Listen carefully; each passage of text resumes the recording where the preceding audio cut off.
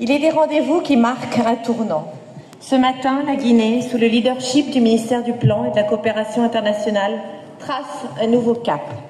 Elle ouvre un espace stratégique, un espace d'alignement et d'ambition en lançant cette première édition de la planification et de la coopération internationale.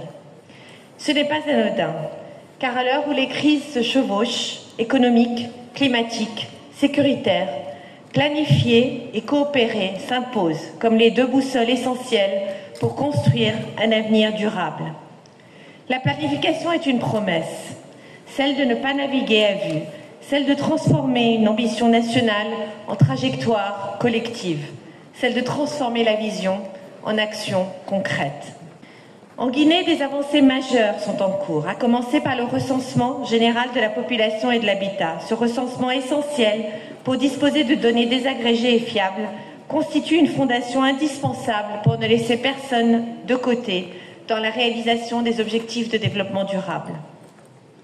Au-delà, la Guinée déploie une panoplie d'instruments stratégiques et opérationnels à même de structurer la planification et de renforcer la cohérence des actions publiques.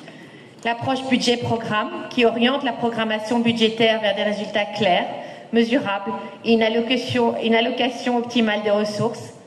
Les plans de développement locaux qui assurent une territorialisation des politiques pour répondre aux besoins spécifiques des communautés à l'échelle décentralisée. Les plans annuels d'investissement qui traduisent les priorités stratégiques en investissements concrets et planifiés. Les schémas régionaux d'aménagement et de développement durable qui sont des documents de planification territoriale visant à organiser l'espace et les activités de développement à l'échelle régionale, en tenant compte des enjeux environnementaux et sociaux. Mais disons-le ici de vive voix, la planification n'est efficace que si elle est cohérente, participative et mise en œuvre avec rigueur. Et c'est là que la coopération prend tout son sens, parce qu'aucun pays ne peut relever seul les défis de notre époque. Dans un monde interdépendant, aucun pays ne peut vaincre seul les pandémies, contenir le dérèglement climatique ou construire la paix. La coopération internationale n'est pas une option, elle est une nécessité, une responsabilité, une force.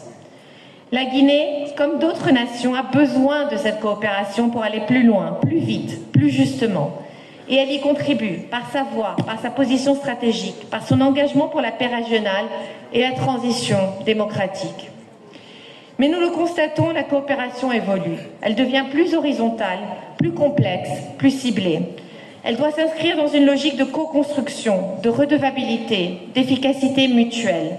C'est pourquoi nous ne parlons plus d'aide, nous parlons de partenariat pour la transformation.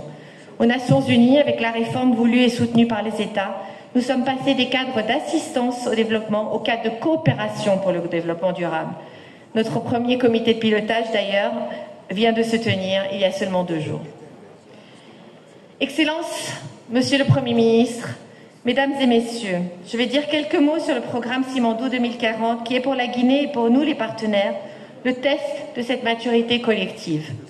Ce projet n'est pas seulement économique, il est sociétal, institutionnel et même moral. La manière dont il sera planifié, financé, exécuté et suivi dira quelque chose de la Guinée que nous voulons tous.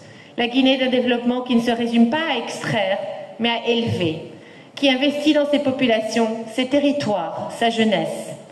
Dans cette trajectoire, le système des Nations Unies et ses partenaires sont disposés à appuyer le gouvernement dans la définition d'un cadre de développement intégré, la co-construction de mécanismes de redistribution équitable et la mise en place d'un système de suivi transparent et inclusif où les citoyens savent ce que génère ce projet et pour qui.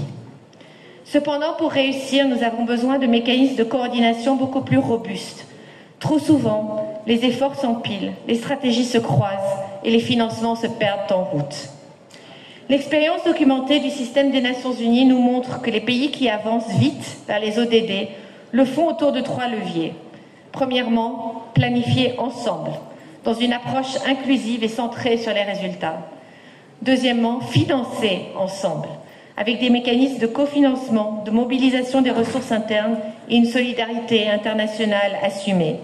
Et troisièmement, rendre compte ensemble, pour bâtir la confiance, ajuster les actions et accélérer ce qui fonctionne.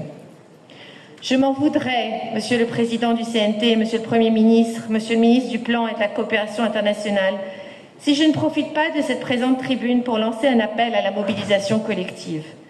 Nous le savons, les financements extérieurs se raréfient, mais les besoins explosent.